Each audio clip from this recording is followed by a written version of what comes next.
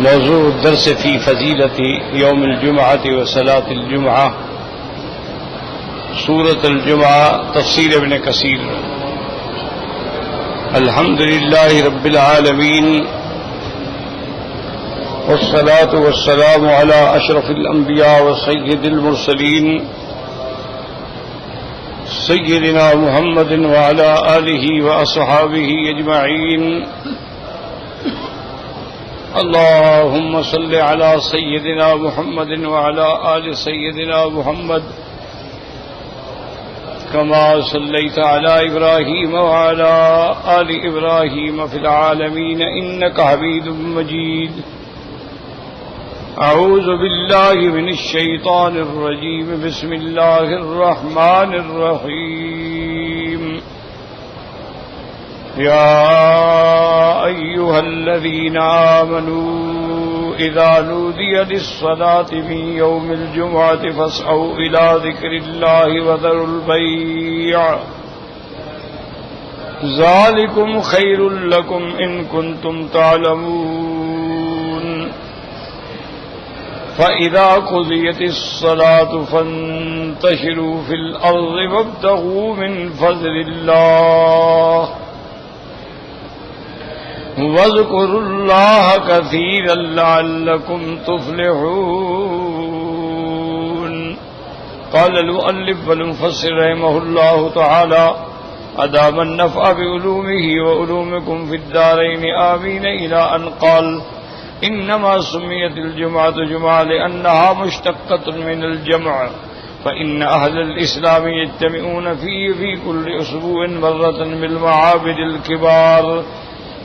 اب مفسر رحمت اللہ علیہ فرماتے ہیں کہ جمعہ کو جمعہ کیوں کہا جاتا ہے؟ کیونکہ اس کی اصل جو ہے وہ جمع سے ہے، اور اہل اسلام جو ہیں ہفتے کے اندر جمع ہوتے ہیں عبادت کے لیے، اور بڑے بڑے عبادت گھروں کے اندر بالمعابد الکبار یعنی بڑی مسجدوں میں، بڑی عبادت خانوں میں. وفیہ قبل جمیع الخلائق، اور اسی دن اللہ تبارک و تعالی نے تمام مخلوق کو پیدا کر کے مکمل کر دیا. فإنه اليوم السادس من السنة التي خلق الله فيها السماوات والأرض. تو یہ جب سے اللہ تبارک و تعالی نے آسمانوں اور زمینوں کو پیدا کیا اور نظام کو قائم رکھا تو یہ چھٹا دن ہے. وفيه خلق آدم، اور اسی دن میں اللہ نے آدم علیہ السلام کو پیدا کیا. وفيه ادخل الجنت، اور اسی دن میں اللہ نے آدم علیہ السلام کو جنت میں داخل کیا. وفيه اخرج منها، اور اسی دن میں آدم علیہ السلام کو جنت سے اتارا گیا. وفيه تقوم الساعة، اور اسی دن میں قیامت قائم ہوگی. وفيه ساعة لا يوافقها عبد المؤمن يسأل الله فيها خيرا إلا أعطاه إياه كما ثبتت بذلك الأحاديث الصحيحة. اور اس کے اندر اللہ نے ایک ایسی گھڑی رکھی ہے کہ اگر وہ مومن مسلمان کو مل جائے تو اس میں جو بھی دعا کرتا ہے، لیکن دعا وہ جو خیر ہو تو اللہ تبارک و تعالی اس کو عطا فرماتے ہیں. یہ روایت اور یہ احادیث جو ہیں احادیث سیاح کے اندر ثابت ہیں. وقال ابن ابي حاتم حدثنا الحسن بن عرفة قال حدثنا عبيد بن حميد بن منصور نبي معشر ابراهيم ان القمت ان قرص الذبي قال حدثنا سلمان قال ابو القاسم يا سلمان ما يوم الجمعة قلت الله ورسوله اعلم فقال رسول الله يوم الجمعة يوم جمع الله فيه اباكم او ابوكم وقد روى عن ابي هريرة من كلامه نحو هذا فالله اعلم. اب اس روایت مبارک میں آتا ہے کہ قال ابو القاسم کنیت ہے میرے مدنی سرکار کی صلی اللہ علیہ وسلم. آپ نے فرمایا سلمان جانتے ہو کہ یوم الجمعہ کیا چیز ہے؟ تو انہوں نے عرض کیا کہ اللہ کا رسول جانتے ہیں. تو آپ نے فرمایا یہ وہ دن ہے جس میں اللہ نے تمہارے آبا یعنی آدم اور حوا کو اکٹھا فرمایا.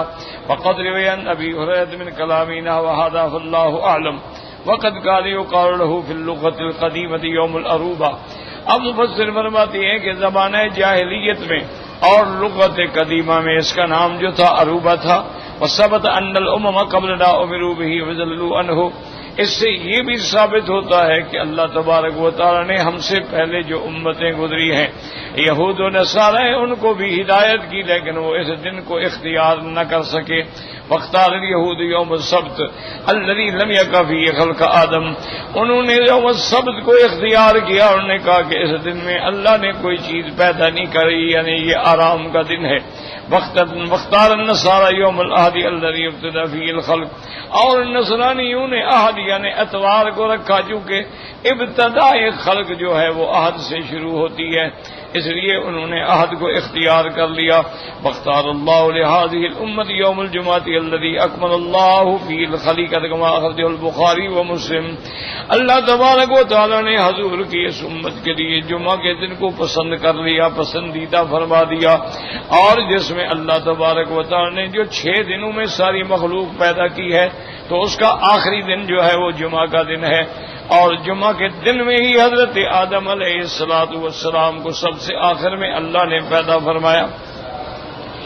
كما أخرج البخاري ومسلم من حديث عبد الرزاق عن معمر بن حمام بن بهن قال هذا ما حدثنا أبو هريرة قال رضي الله تعالى عنه قال رسول الله صلى الله عليه وسلم نحن الآخرون السابقون يوم القيامة بيد أنهم أوتوا الكتاب من قبلنا. حضور پاک نے فرمایا، رحمت تو عالم صلی اللہ علیہ وسلم فرمایا کہ ہم آئے سب سے بعد میں ہیں، لیکن قیامت والے دن ہم سب سے آگے ہوں گے. ہم یہ اچھی بے الگ بات ہے کہ اہل کتاب کو ہم سے پہلے کتاب ملی ہے. ثم ان هذا يومهم الذي فرض الله عليهم.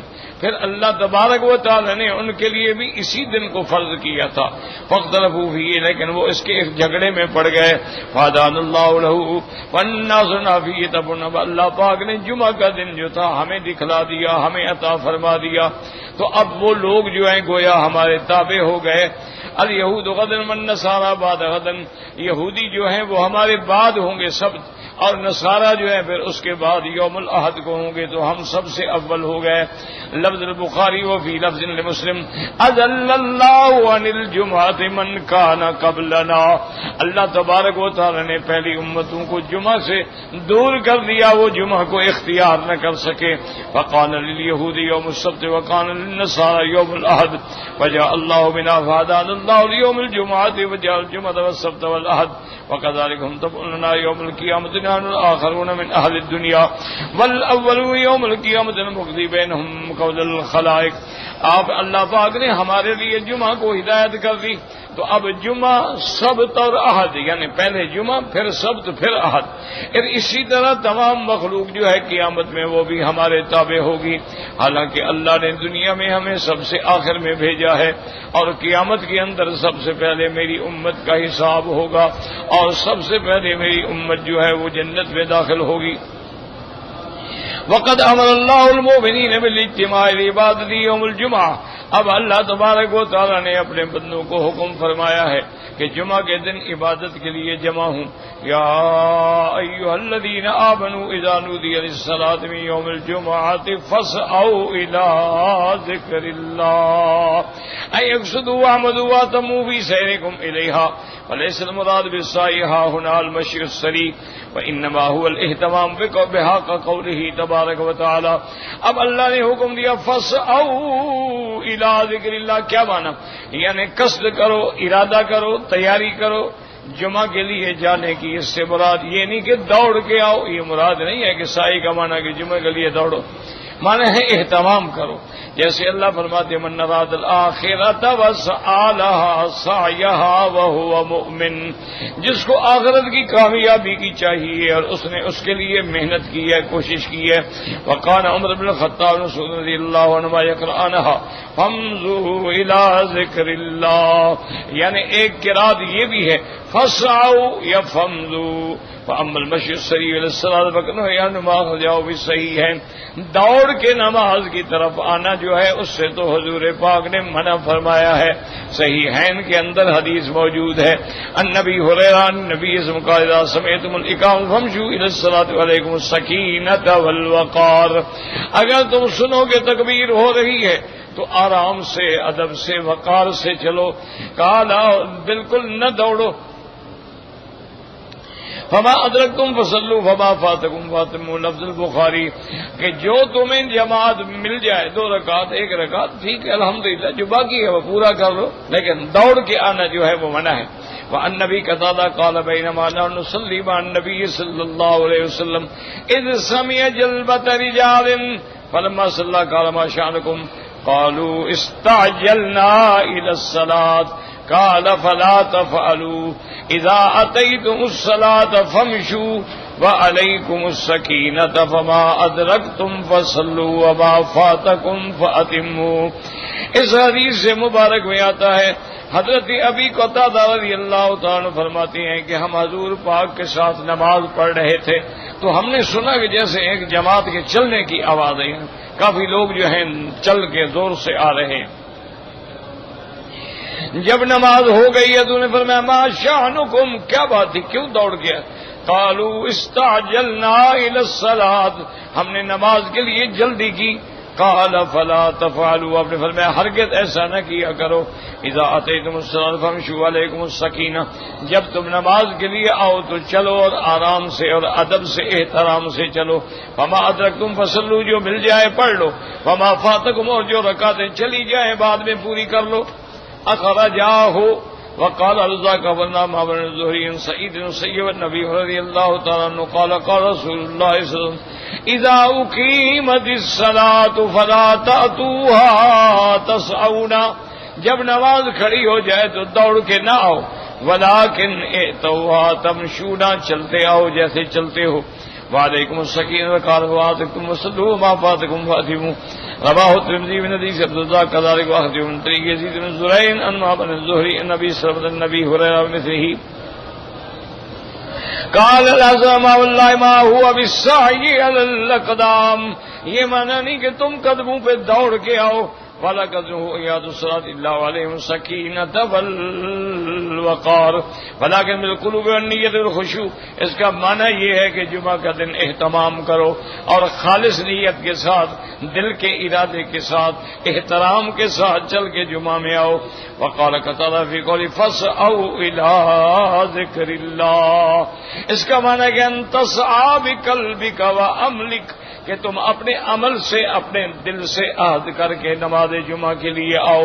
وهو المشي إليها وكانت أول قوله تبارك وتعالى فلما بلغ معه السعي المشي معه، تو نے کہا چل کے آئیں، دوڑنا نہیں ہے۔ وروان محمد بن کعب بن زید وغیر من نحو ذلك ويستحب لمن جاء إلى الجمعة، اور مستحب ہے اس شخص کے لیے کہ جو جمعہ کی نماز میں آنا چاہے ان یغتسل قبل مجیئہ الیہا، آنے سے پہلے غسل کرے، لما ثبت فی الصحیحین عن عبداللہ بن عمر رضی اللہ تعالیٰ عنہما ان رسول اللہ صلی اللہ علیہ وسلم قال اذا جاء احدکم الجمعۃ فلیغتسل، حضور پاک نے فرمایا جو بھی تم میں سے جمعہ کی نماز کے لیے آئے تو جمعہ کا غسل کرنا۔ بعض ائمہ فرماتے امر وجوب کے لیے یعنی ہر کسی پر واجب ہے، لیکن راجح قول یہ ہے کہ سنت ہے، افضل ہے کہ غسل کرے، اگر نہیں کر سکا وضو کر لے۔ وعن نبی ولہما نبی سعید رضی اللہ تعالیٰ عنہ قال قال رسول اللہ صلی اللہ علیہ وسلم غسل یوم الجمعہ واجب علی کل محتلم، اس حدیث میں بھی یہ الفاظ مبارک ہیں کہ حضور پاک نے فرمایا کہ ہر بالغ مرد پہ غسل جو ہے جمعہ کے دن، مرد ہو یا عورت ہو، جمعہ کا غسل جو ہے وہ واجب ہے۔ وعن نبی رضی اللہ تعالیٰ عنہ قال قال رسول اللہ صلی اللہ علیہ كل مسلم ان یغتسل فی کل 7 ایام، آپ نے فرمایا کہ 7ویں دن ایک دن لازم اللہ کا حق ہے کہ بندہ غسل کرے، اکثر سر بھی دھوئیں بدن بھی دھوئیں، رواہ مسلم۔ وعن جابر رضی اللہ تعالیٰ عنہ قال قال رسول اللہ صلی اللہ علیہ وسلم كل 7 ایام غسل یوم وهو یوم الجمعہ، رواہ احمد بن نسائی بن حبان، یعنی ایک دن جو ہے غسل جو ہے ہر مسلمان مرد ہے یا عورت ہے بالغ ہے اس پہ یا واجب ہے، ضروری ہے۔ وقال الامام احمد یا ابن آدم قال حدثنا مبارک الاوزاعی عن السعدیہ بن الاشعث الصنعانی عن اوس بن اوس الثقفی قال سمعت رسول الله يقول من غسل واغتسل يوم الجمعة وبكر وابتكر ومشى ولم يركب ودنا من الإمام واستمع ولم يلغى كان له بكل خطوة أجر سنة صيامها وقيامها. وهذا ترجمہ الفاظ وغیرہ ابو حسن الترمذی رحمہ اللہ تعالی. اب اس حدیث میں آتا ہے اوس بن اوس ثقفی فرماتی ہے کہ میں نے حضور پاک سے سنا، آپ نے فرمایا جو بندہ جمعہ کے دن خود بھی غسل کرے اور اپنی بیوی کو بھی غسل کرائے، یعنی کنایا ہوتا ہے کہ وہ میاں بیوی ملے تو دونوں پہ غسل بھی واجب ہو گیا تو دونوں غسل کرے، یا یہ ہے کہ ویسے اس کو بھی حکم کرے کہ تم بھی غسل کرو. وبکر وابتکر، اور صبح صبح چل پڑے، صبح صبح تیاری کر کے مسجد کے لیے چل پڑے. ومشا، پیدل چلے. ولم یرکب، اور سوار نہ ہو. ودنا من الامام واستمع ولم یلغا، امام کے قریب آ کے بیٹھے، غور سے خطبہ سنے اور اس میں کوئی لغو بات بھی نہ کرے. کان لہو بکل خطوۃ، ہر قدم پہ اللہ اس کو 1 سال کے روزے اور قیام لیل کا ثواب عطا فرمائیں گے.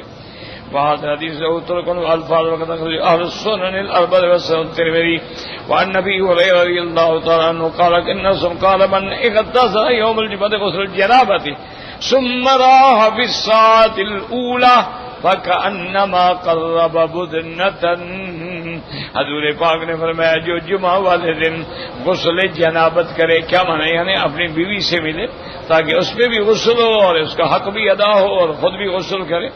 اس کے بعد پہلے وقت میں چل پڑے اور مسجد میں آ جائے تو اس کو اتنا ثواب ہوگا کہ جیسے اللہ کے راستے میں اس نے بدنا کا معنی یعنی بڑا جانور اونٹ ہے یا گائے ہے ذبح کرے. ومن راى بالساعة الثانية فكأنما قرب بقرة، اور جو اس کے بعد دوسری گھڑی میں آیا اس نے گویا اللہ کے راستے میں گائے ذبح کی. ومن راى بالساعة الثالثة فكأنما قرب كبشا أقرا، اور جو اس کے بعد آیا تو گویا اس نے اللہ کے راستے میں ایک میڈھا سینگوں والا ذبح کیا. ومن راى في الساعة الرابعة فكأنما قرب دجاجة، جو اس کے بعد آیا تو گویا اس نے اللہ کے راستے میں ایک مرغی کے برابر خیرات کی.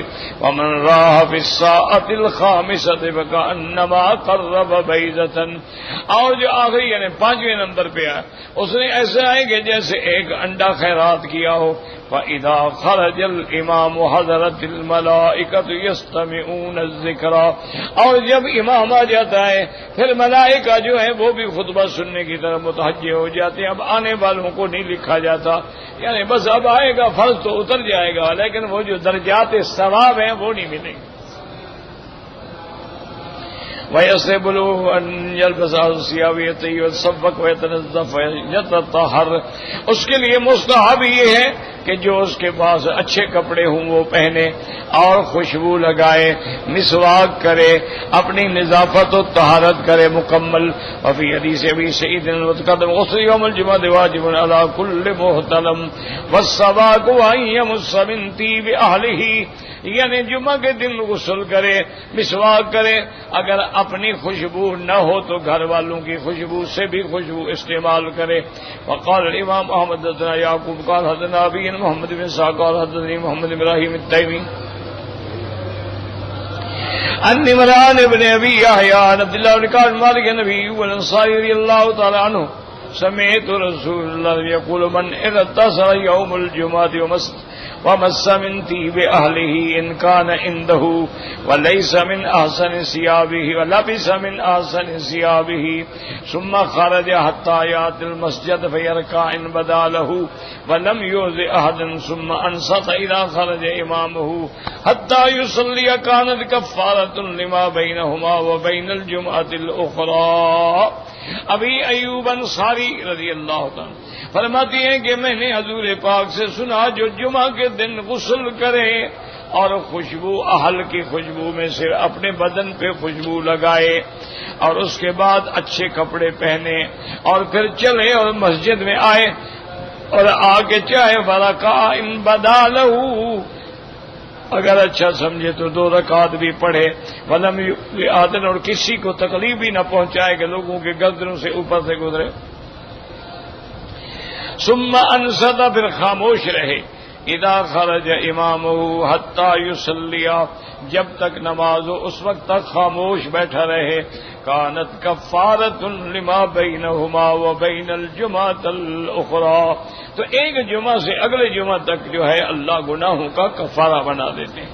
یقول المنبر ما علی احدکم لو اشتری ثوبین لیوم الجمعۃ سوا ثوب محنتہ، اور حضور پاک نے فرمایا کیا تم میں اتنی طاقت بھی نہیں ہے کہ 2 کپڑے صرف جمعہ کے لیے بنا کے رکھ لو، باقی جو کام کے کپڑے ہیں وہ الگ ہوں، جمعہ کے لیے تم الگ کپڑے رکھو تاکہ جمعہ کے دن آدمی تیار ہو کے آئے. وعن عائشة رضي الله تعالى عنها أن سمخة يوم الجمعة فرأى عليهم ثياب النمار فقال ما على أحدكم من وجد ساعة أن يتخذ ثوبين لجمعته سوى ثوب مهمته. حضور بی بی عائشہ رضی اللہ عنہ فرماتی ہیں کہ سرکار دو جہاں خطبہ فرما رہے تھے، دیکھا کہ لوگوں نے عام سے کپڑے کام والے پہنے ہوئے ہیں، تو آپ نے فرمایا اللہ کے بندے اگر اللہ نے طاقت دی ہو تو جمعہ کے لیے 2 کپڑے الگ خرید کر کے رکھ دیے جائیں. وقوله تبارک وتعالی اذا نودی للصلاة من یوم الجمعة، المراد بهذا النداء الثاني الذي كان يفعل بين يدي رسول الله ثم ذا خرج فجلس على المنبر فإنه كان حينئذ يؤذن بين يديه فهذا هو المراد. اب اللہ نے فرمایا اذا نودی للصلاة، تو ندا سے کیا مراد ہے؟ اذان. اور اذان سے کون سی اذان مراد ہے؟ وہ دوسری کہ جب امام منبر پہ آ جاتا ہے اور اذان ہوتی ہے.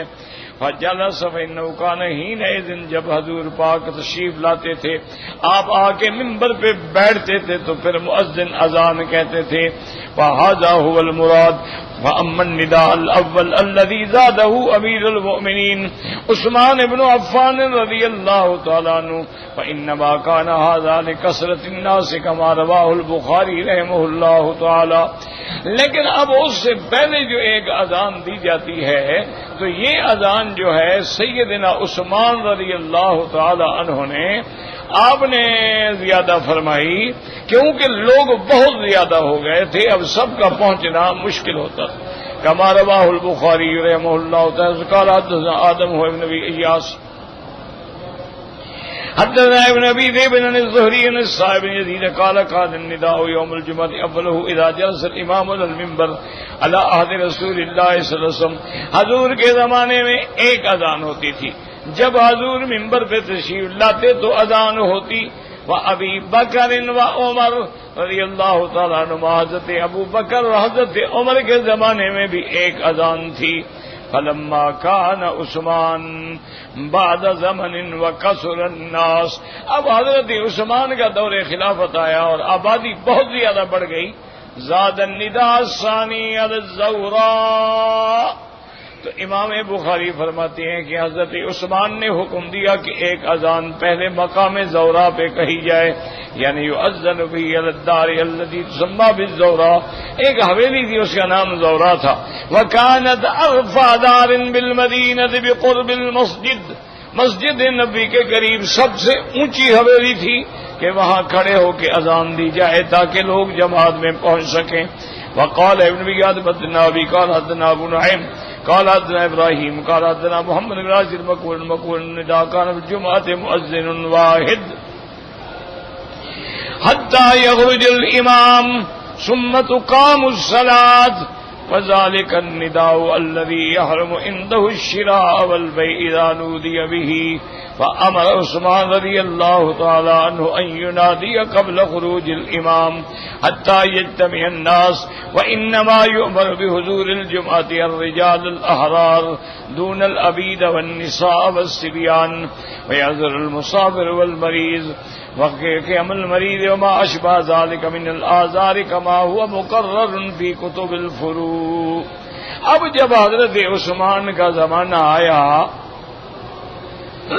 تو آپ نے حکم دیا کہ بھئی اب اذان جو ہے ایک پہلے کہی جائے، اس کے بعد بیع شراء ہر چیز چھوڑ دی جائے، اور حضرت عثمان رضی اللہ تعالی عنہ نے فرمایا تھا کہ امام کے آنے سے پہلے یہ اذان ہوتا کہ لوگ پہنچ سکیں، اور حضرت عثمان حکم دیتے تھے کہ جمعہ کے لیے جو مرد ہیں اور آزاد ہیں، البتہ کوئی غلام ہے یا عبد ہے یا عورت ہے یا مسافر ہے تو اس پہ جمعہ واجب نہیں ہے، تو آ جائے اچھی بات ہے۔ اسی طرح کوئی مریض ہے بیچارہ، اس پر بھی جمعہ واجب نہیں ہے، وہ بھی معذور تصور ہوگا۔ تو بہرحال یعنی الحمدللہ کہ ہم نے ان آیات میں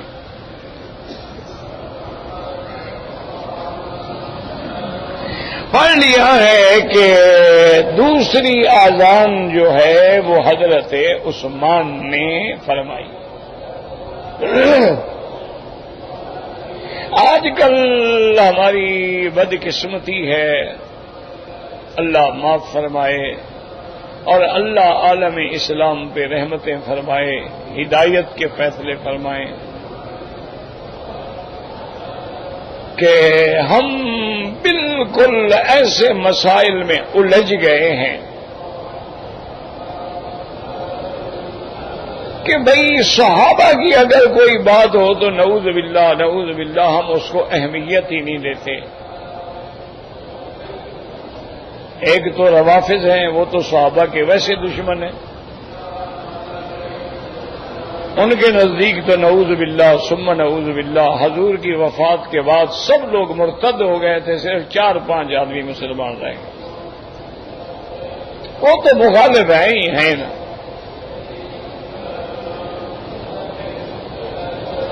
لیکن افسوس تو ہمیں اپنے لوگوں پہ ہوتا ہے کہ بھئی چلو تم اپنی مسجدوں میں ایک اذان کہتے ہو، کوئی بات نہیں، ٹھیک ہے، حدیث میں موجود ہے، کوئی جھگڑا نہیں، لیکن دوسری اذان پہ اعتراض کرنا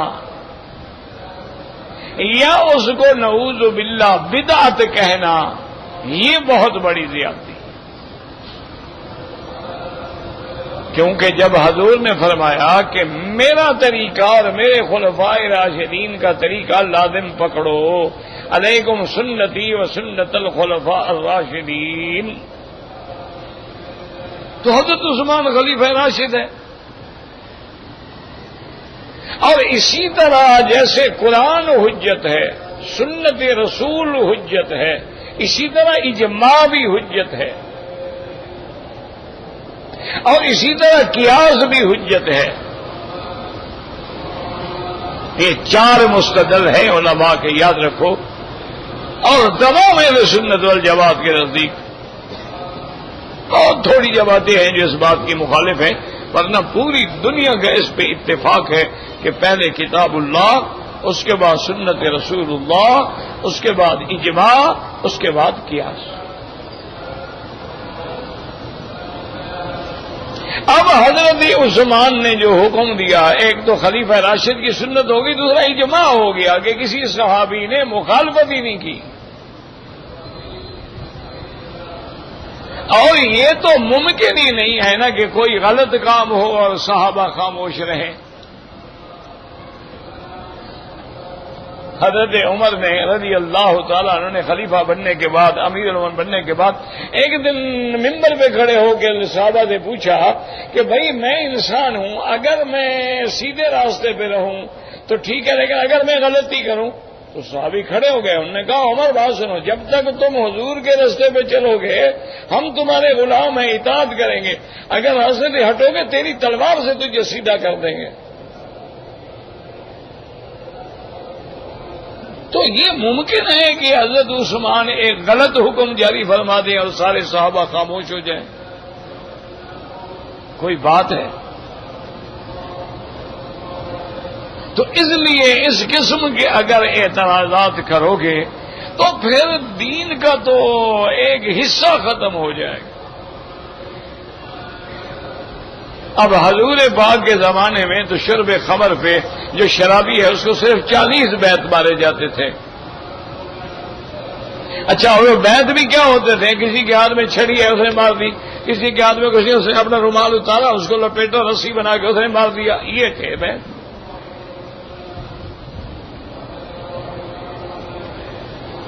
اب اس قسم کے کسی کو بیت مارو تو شراب چھوڑ دے گا؟ وہ تو دور ایسا تھا نا کہ گناہ ہو جانا جو ہے وہ موت ہوتا تھا، آدمی کے لیے موت ہوتی تھی کہ یار اس کو حد جاری ہوئی ہے شراب پینے پر، وہ معاشرے میں زندہ رہنے کے قابل نہیں رہتا تھا۔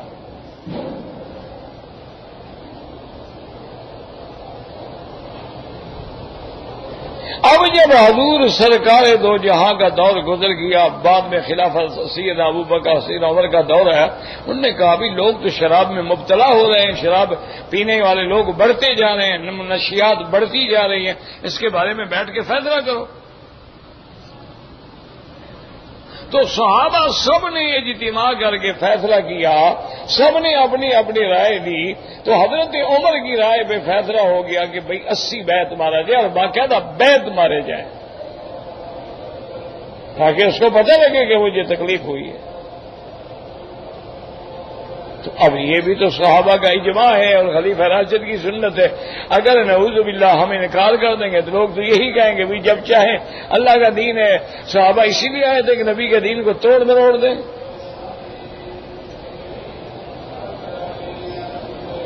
اسی طرح آپ تراویح دیکھ لیں، حضور پاک نے صرف ایک روایت میں آتا ہے 2 رات، ایک میں 3 رات،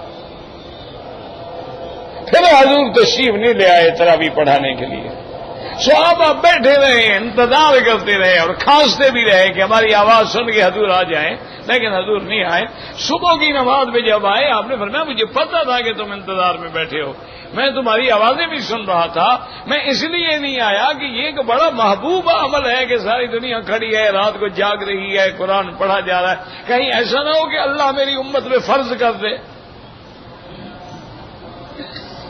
اور اگر فرض ہو جائے میری امت پوری نہ کر سکے، وہ 5 نمازیں مشکل سے پڑھتی ہے تو 20 رکعتیں کہاں سے پڑھے گی؟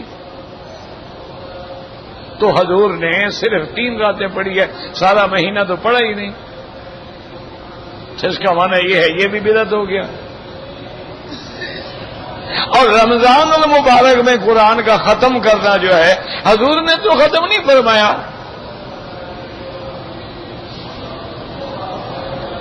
تو ایسے اگر مسائل ہم تلاش کریں گے تو یہ تو سینکڑوں نہیں ہزاروں کی تعداد میں مسائل ہیں جو تعامل صحابہ سے ثابت ہیں۔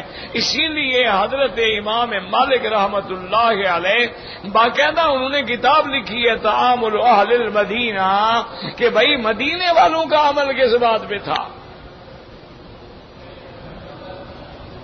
وہ کہتا ہے حدیثیں ہمیں 2 مل گئی ہیں یا 3 مل گئی ہیں، وہ کہتے ہیں ہم یہ دیکھیں گے مدینے والے چونکہ حضور کے قریب تھے، انصار تھے، ساتھ رہنے والے تھے، اسی شہر کے رہنے والے تھے، انہوں نے کس بات پہ عمل کیا؟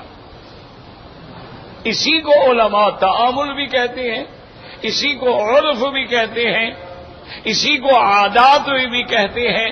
تو وہاں تعامل صحابہ جو ہے وہ تو قرآن سے بھی ثابت ہے، حدیث رسول سے بھی ثابت ہے۔ اب اگر ہم ایسی باتوں کو لیں گے، اب جی قیاس ہے تو قیاس بھی ثابت ہے، اللہ کے قرآن میں ثابت ہے۔ کیا معنی؟ آپ نے احرام باندھا ہوا ہے، اب آپ نے غلطی سے شکار کر لیا، اتفاق سے ہرن گزرا، اور اس زمانے میں مسلمانوں کے پاس تیر کمان تلوار تو ہوتی تھی ساتھ، تو آپ نے شکار کر لیا، تو اب حکم یہ ہے کہ 2 عدل والے بندے فیصلہ کریں کہ جو اس نے شکار کیا ہے اس کے متبادل قیمت کا کون سا جانور ہوگا۔ تو اب اس میں انہوں نے کہا کہ جی ہرنی ہے، ہرن ہے، یہ گویا کہ بکرے کے برابر ہے، تو لہذا بکرے کو ہرن پہ قیاس کیا، ہرن کو بکرے پہ قیاس کر لیا۔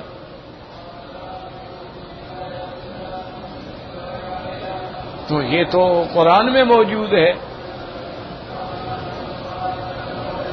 اسی طرح جو آج کل ایک اہم مسئلہ ہے کہ اللہ نہ کرے، اللہ نہ کرے، اللہ نہ کرے۔ اب جب جیسے آپ دیکھ رہے ہیں کہ ڈینگی پھیلا ہوا ہے تو اس میں وائٹ سیل ختم ہو جاتے ہیں تو بندوں کو خون دینا پڑتا ہے، بلڈ دینا پڑتا ہے، ورنہ وہ گھٹتا جا رہا ہے، گھٹتا جا رہا ہے، گھٹتا جا رہا ہے۔ تھیلیسیمیا کی جو بیماری ہے اس میں بچوں کو ہر مہینے میں، بعض اوقات ہر ہفتے میں خون دینا پڑتا ہے، پورا خون بدلنا پڑتا ہے۔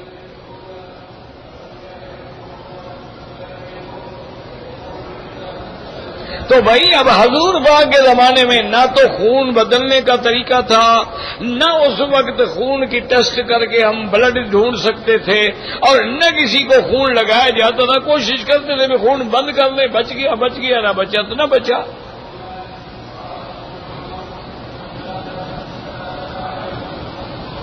اب جب دور نے، علم نے، تو سائنس نے، میڈیکل نے ترقی کی کہ انہوں نے کہا بھی ایک آدمی کا بلڈ جو ہے وہ حادثے میں چوٹ لگنے سے ضائع ہو گیا، انہوں نے کہا جی اس کو جلدی جلدی سے بوتل چڑھاؤ، خون کی کمی پوری کرو۔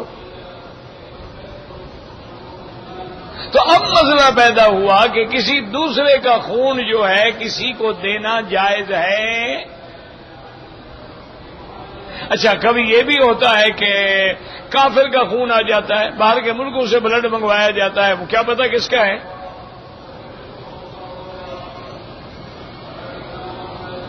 اور ہمارے مسلمان تو ویسے بھی خون نہیں دیتے ماشاءاللہ،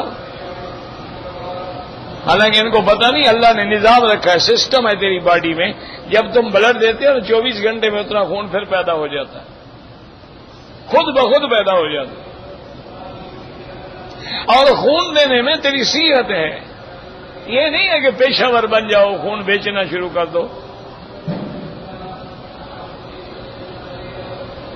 یہ پہلے نہیں دیکھتے تھے لوگ خون نکالتے تھے، فسد کرتے تھے، خون نکالتے تھے، وہ اپنا جلم لگوا کے خون نکالتے تھے، وہ خون چوستی تھیں، اتنا موٹی ہو جاتی تھی، پھر ان کو چھوڑا پھر اور لگا دی۔ تو اب علماء نے اجتہاد کیا اور قیاس کیا کہ بھئی جب ایک بچے کو اپنی ماں کے بغیر دوسری ماں کا دودھ پلانا جائز ہے، کہ عورت اگر خود دودھ نہیں پلا رہی، دایا دودھ پلا رہی ہے، تو اگر دوسری عورت کا دودھ اس کے اندر جا سکتا ہے، اور دودھ سے تو خون بنتا ہے، پھر خون کیوں نہیں جا سکتا ہے؟ تو انہوں نے قیاس کیا۔ تو اس لیے ہمیشہ یاد رکھیں کہ جہاں بھی کسی صحابی کا عمل آئے یا خلیفہ راشد کا عمل آئے تو اس پہ کبھی دل و دماغ میں بھی اعتراض نہ سوچا کریں، چھوڑو جی صحابی کی بات، نعوذ باللہ، چھوڑو جی صحابی کی بات ہے۔ صحابی کو تو نمونہ اللہ نے قرآن میں بنایا ہے کہ آمنوا کما آمن الناس، ایمان لانا چاہتے ہو تو میرے نبی کے صحابہ کی طرح ایمان لاؤ۔ فَإِنْ آمَنُوا بِهِ بِمِثْلِ مَا آمَنْتُمْ بِهِ، اگر تمہاری طرح ایمان لائیں گے تو پھر یہ ہدایت پائیں گے۔ اللہ نے فرمایا کہ جو لوگ اللہ رسول سے ہٹتے ہیں وَيَتَّبِعْ غَيْرَ سَبِيلِ الْمُؤْمِنِينَ، اور صحابہ کے راستے کو بھی چھوڑتے ہیں، تو ان کو جدھر مرنا ہے جا کے مرے، نسلی ہے جہنم، ان کا ٹھکانہ جہنم میں جلایا جائے گا۔ تو مومنین سے کون مراد ہیں؟ صحابہ ہیں۔ تو اللہ کے نبی کے صحابہ اور خاص طور پہ خلفاء راشدین، ان کا اگر کوئی عمل ہے ٹھیک ہے، ہم نے الحمدللہ کبھی اعتراض نہیں کیا۔ بعض مسجدوں میں ایک اذان ہوتی ہے، ٹھیک ہے بھائی، وہ بھی حدیث میں موجود ہے، لہذا کوئی اعتراض کی ضرورت نہیں۔ لیکن جہاں 2 اذان ہوتی ہے وہاں بھی اعتراض نہ کریں، کیونکہ یہ خلیفہ راشد کی سنت ہے اور اجماع اصحاب رسول اللہ ہے۔ اچھا، ویسے خدا کی قدرت حالات کا تقاضا ہی یہ ہے۔ اب مثلا جب امام آ کے ممبر پہ بیٹھ گیا اور اذان شروع ہوئی، اب ہم دکانیں بند کریں، وذر البیع، بے شراء ختم کریں اور پہنچے تو کون پہنچے گا نماز پہ؟ کہ اس وقت ہم بے شرا چھوڑیں، دکانیں بند کریں، اور کس وقت جناب غسل کریں، کس وقت ہم کپڑے پہنیں، اس وقت ہم چلو وضو ہی کرنا ہو، وہ تو پھر لینے لگ جائیں، کہاں وضو کریں؟ یہ تو 2 اذانوں کے بعد بھی آدھے لوگ نہیں پہنچتے۔ اب بھی کتنے لوگ ہیں جو جمعہ پہ آتے ہیں، اور کتنے ہیں جو پہنچتے ہیں، اور کتنے ہیں جو بیٹھ کے باقاعدہ خطبہ سنتے ہیں، ورنہ جمعہ کا دن ہے، مسجد میں بیٹھے ہیں، کس سے کہانیاں چل رہی ہیں، گپ شپ لگ رہی ہے، آئے جمعہ پڑھنے کے لیے، یعنی ثواب بھی نہ ملا اور گناہ لے کے گھر چلے گئے۔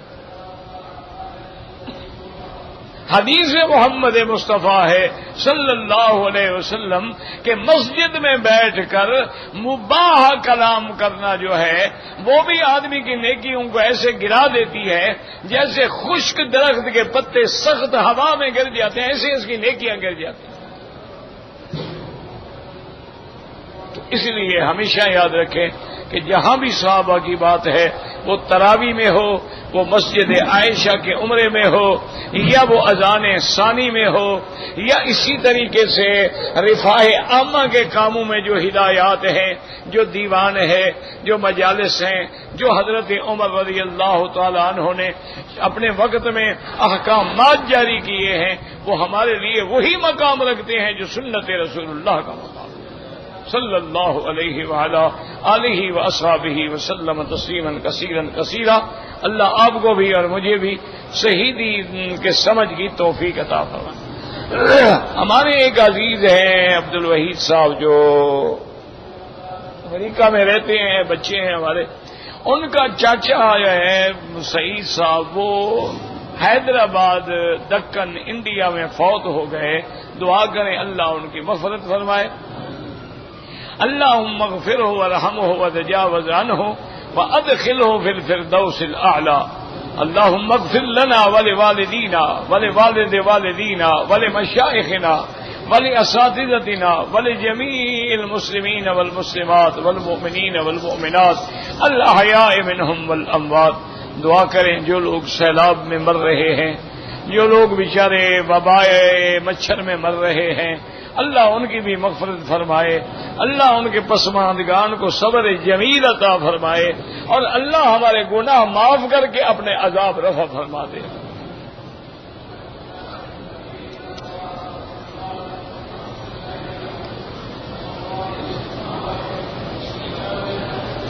ایک آدمی پاکستان سے آیا، عمرہ کیا ہے، بال نہیں کٹائے، پھر مدینہ منورہ چلا گیا، بغیر عمرے کے آ گیا، ابھی تک بال نہیں کٹائے۔ تو جس دن اس نے عمرہ ختم کیا ہے اور بال نہیں کٹائے ہیں، اب جتنا غلطیاں کرتا چلا جائے گا دم پڑتی جائے گی، کیونکہ جب تک بال نہ کٹائے ابھی تک وہ احرام میں ہے۔ احرام سے چادریں کھولنے سے احرام نہیں کھل جاتا، احرام کھلتا ہے بال کٹانے سے۔ آپ نے بال کٹا دیے، چادریں نہ بھی اتاریں، وہی چادریں پہن کے پھرتے رہے، کوئی بات نہیں۔ احرام سے نکلنے کا معنی یہ ہے جیسے احرام میں داخل کب ہوں گے، جب آپ لبیک پڑھیں گے، جب آپ نیت کریں گے لبیک اللہم لبیک لبیک اللہ، ایسے دو چادریں پہن کے پھرتے رہیں تو عمرہ تھوڑا ہو جائے گا۔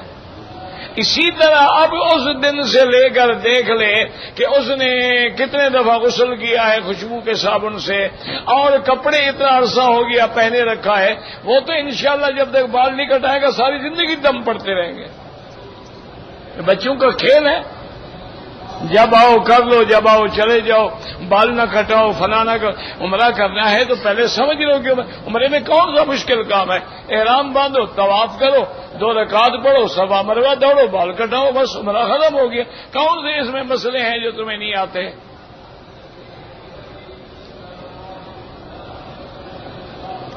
کہتے جی کہ جمعہ کی نماز کے بعد 4 رکعت سنت ادا کریں یا 2 رکعت؟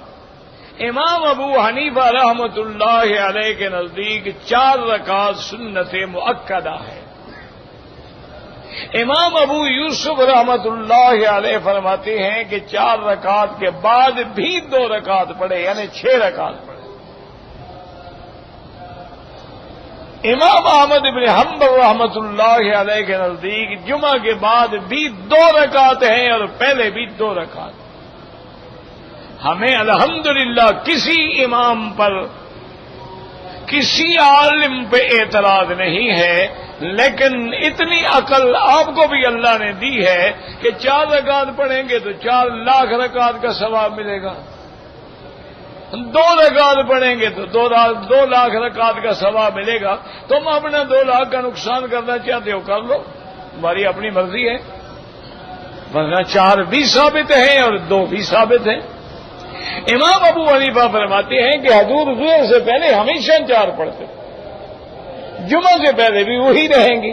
وہ فرماتے ہیں جن حدیثوں میں 2 رکعت پڑھنے کا ذکر ہے، حضور سنت تو اپنے گھر میں پڑھتے تھے، وہ تو مسجد میں آ کے 2 رکعت تحیت المسجد پڑھتے تھے.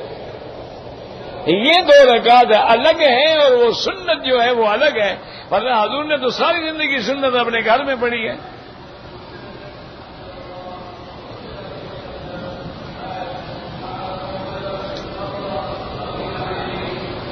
اگر حج سے پہلے مکے میں رہنے والا عمرہ کرے تو امام ابو حنیفہ رحمۃ اللہ علیہ فرماتے ہیں اس پہ دم ہوگا، دم جبر یعنی جرمانے کی بکری دے گا کہ اس کو ان مہینوں میں عمرہ نہیں کرنا چاہیے بلکہ اس کو حج افراد کرنا چاہیے، چونکہ اللہ کا قرآن ہے کہ تمتع اور قران وہ کر سکتا ہے ذالک لمن لم یکن اہلہ حاضر المسجد الحرام، جس کا اہل و عیال حرمین مکہ میں رہنے والا نہ ہو وہ کرے گا میقات.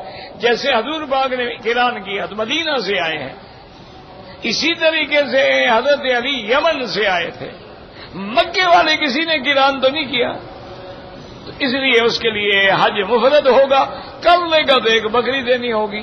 اچھا، امام احمد بن حنبل فرماتے ہیں کہ مکے والے نے بھی عمرہ کر لیا، اس کا بھی تمتع ہو جائے گا، بکری تو دے گا لیکن یہ جرمانہ نہیں ہوگا، یہ تمتع والی بکری ہوگی. یعنی بکری تو دونوں کے نزدیک ہے نا. امام ابو حنیفہ فرماتے ہیں جرمانے کی ہے، امام صاحب فرماتے ہیں تمتع کی ہے.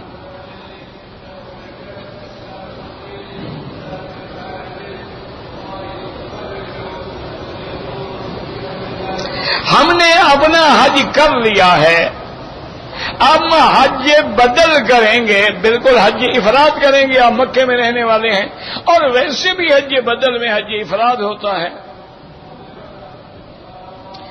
اب آپ کو عمرہ نہیں کرنا ہوگا چونکہ حج بدل کرنا ہے، آپ نے تو حج افراد کرنا ہوگا.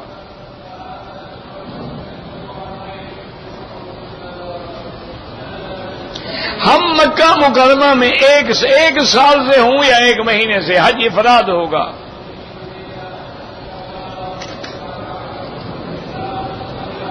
میں نے طائف میں رہتا ہوں اور شوال کے مہینے میں نے عمرہ کیا ہے.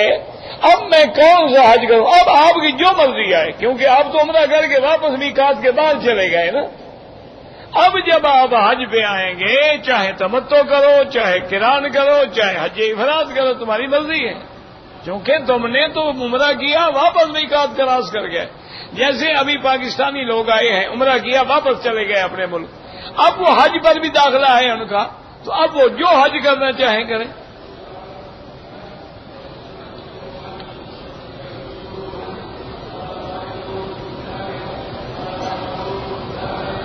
ایک آدمی نے بیوی کے ساتھ جھگڑا کیا، کہا تو مجھ پہ حرام ہو گئی، طلاق ہو گئی.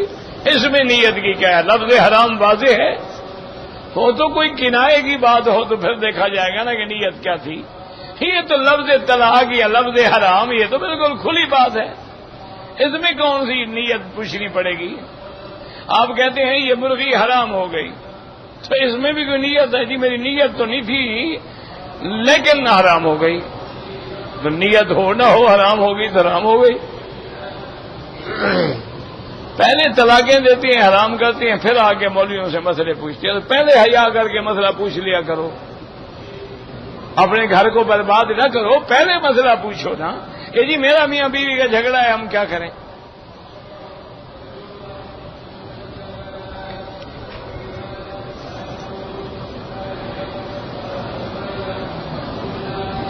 غلاف کعبہ کو لوگ تبرک کے طور پہ لے جاتے. دیکھو بھائی، نہ قرآن میں حکم ہے نہ حدیث میں ہے.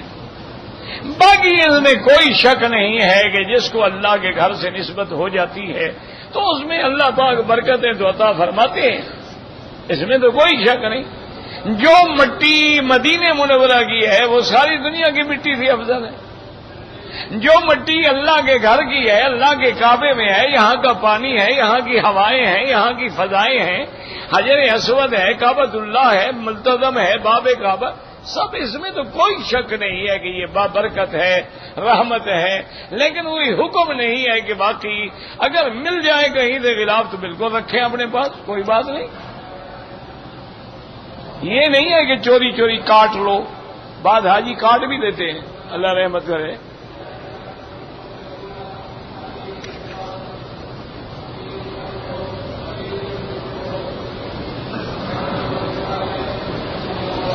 میرے میں دم پڑ گئے ہیں تو میرے پاس مزدور ہیں، ان کو میں دم دے سکتا ہوں، دے سکتے ہو، لیکن بکرا لے کے ذبح کر کے ویسے کھلا دو، پکا کے کھلا دو، اور زیادہ ثواب ہو جائے گا، اجر زیادہ بڑھ جائے گا. خود نہ کھانا.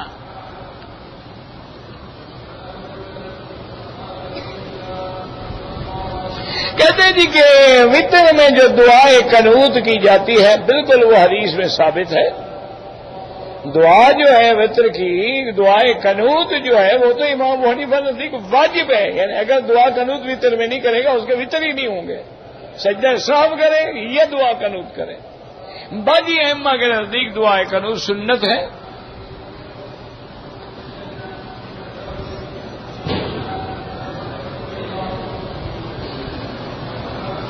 کوئی آدمی دریا میں ڈوب گیا، گم ہو گیا، لاش بھی نہیں ملی ہے تو کوئی جنازہ نہیں، جنازہ تو لاش پہ ہوتا ہے.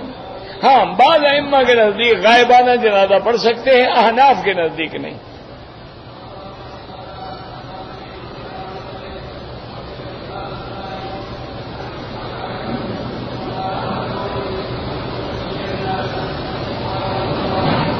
بھائی کوئی واضح لکھا کرنا، کسی آدمی 10 11 12 تک طواف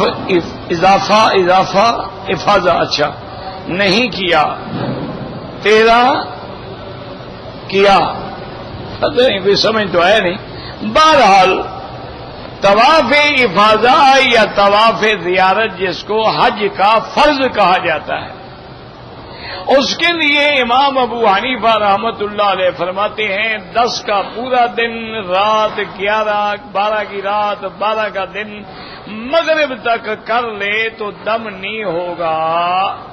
بعد میں اگر کرے گا تو دم دینا پڑے گا. اور حنابلہ رحمہ اللہ کے نزدیک یہ ہے کہ اگر 13 کو بھی کر لے تو دم نہیں دے گا. میرے بھائی اصل میں یہ ایک اللہ کی طرف سے ہم پر رحمت ہے کہ ہمیں 10 کا دن بھی مل گیا، 11 کا بھی مل گیا، 12 کا. ہم 3 دن بھی نہ کریں کیوں؟ اچھا پھر یہ ہے کہ حضور پاک نے کب کیا؟ آپ نے تو 10 کو کر لیا. آپ نے 10 تاریخ کو مینا میں کنکری ماری، قربانی کرائی اور 100 اونٹ ذبح کرایا. پھر وہ پکوایا، کھایا، سر مڈایا، غسل کیا، کپڑے پہنے، پھر آپ تشریف لے آئے طواف کے لیے. تو اگر یعنی جہاں تکلیف ہو وہاں تو آپ بھی سنت چھوڑ کے کھڑے ہو جی، گنجائش ہے نا، پھر وہاں گنجائش بھی عمل کرتے ہو. اور ویسے کہتے ہو بھی جیسے حضور نے کیا. بھئی حضور پاک نے کس تاریخ کو کیا؟ سرکار دو جہاں نے 10 تاریخ کو کنکری کس وقت ماری ہے؟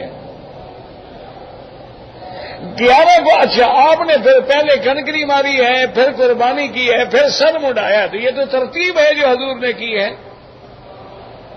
اگر ترتیب کی خلاف ورزی ہوئی تو حضور نے اجازت دی، یعنی وہ رخصت ہے، ورنہ چاہیے تو یہ کہ ترتیب پہ عمل کرو. وہ تو اگر کسی نے پوچھا تو آپ نے فرمایا اچھا بھائی تمہاری غلطی ہو گئی، تم نے سر پہلے منہ ڈالیا، قربانی بعد میں کی، آپ نے فرمایا اچھا کوئی حرج نہیں. تو اماں فرماتی ہے نا تجھ پہ گناہ کوئی نہیں. تو وہ تو ایک رخصت ہے، لیکن آپ کا اپنا عمل مبارک جو ہے وہ کیا ہے؟ تو اس لیے ہمیشہ یاد رکھا کرو کہ جتنے بھی ائمہ ہیں نا، اللہ ان کی قبروں پہ کروڑوں رحمتیں فرمائے، اور جتنے ائمہ محدثین ہیں، فقہاء ہیں، مجتہدین ہیں، علماء ہیں، سب کا احترام کیا کرو. کسی پر بلا وجہ طنز، طعن اور تضحیک اور تنقیص اور اعتراض بالکل نہ کیا کرو. اس کا نتیجہ یہ نکلتا ہے کہ اللہ اس اعتراض کرنے والے کو علم سے محروم کر دیتے ہیں. ربنا تقبل منا انك انت السميع العليم وتب علينا انك انت التواب الرحيم.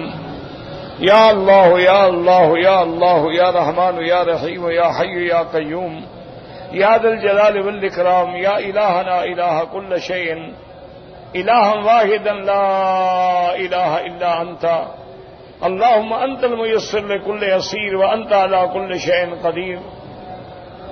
اللهم يسر امورنا وامور اولادنا واولاد اولادنا وبناتنا واخواننا وامور من اوصانا واستوصانا وامور المسلمين. اللهم اجعل لنا وللمسلمين من كل هم فرجا ومن كل ضيق مخرجا ومن كل بلاء عافيا. یا اللہ عالم اسلام پہ اپنی رحمت نازل فرما. یا اللہ بلاد اسلامیہ کی حفاظت فرما. یا اللہ مسلمان جس ملک میں ہیں ان کی جان، مال، آبرو، عزت کی حفاظت فرما. یا اللہ مسلمان ہندوستان میں ہیں، کشمیر میں ہیں، فلسطین میں ہیں، عرب میں ہیں، عجب میں ہیں، پاکستان میں ہیں، بنگلہ دیش میں ہیں، جس ملک میں بھی ہیں، ہواؤں میں ہیں، فضاؤں میں ہیں، بر میں ہیں، بحر میں ہیں، ان کی جان، مال، آبرو، عزت کی حفاظت فرما. یا اللہ اپنے عذاب رفع فرما. یا اللہ یہ مچھروں کا عذاب رفع فرما. یا اللہ یہ طوفان اور سیلاب کا عذاب رفع فرما. یا اللہ مسکینوں پہ، غریبوں پہ رحم فرما. یا اللہ بے سہارا بے گھر لوگ تیرے نام پہ بھوکے پڑے ہوئے ہیں. یا اللہ سر چھپانے کی جگہ نہیں ہے، کھانے کو روٹی نہیں ہے، پینے کے لیے پانی نہیں ہے، اور مریض کے لیے علاج نہیں ہے. یا اللہ رحم فرما، رحم فرما. اللہم لا تعذبنا بذنوبنا، اللہم لا تہلکنا بذنوبنا، اللہم لا تمنع عنا بذنوبنا فضلک. ربنا آتنا فی الدنیا حسنۃ وفی الآخرۃ حسنۃ وقنا عذاب النار. سبحان ربک رب العزت عما یصفون وسلام علی المرسلین والحمد للہ رب العالمین. اللہم صل علی سیدنا محمد وعلی آل سیدنا محمد کما صلیت علی ابراہیم وعلی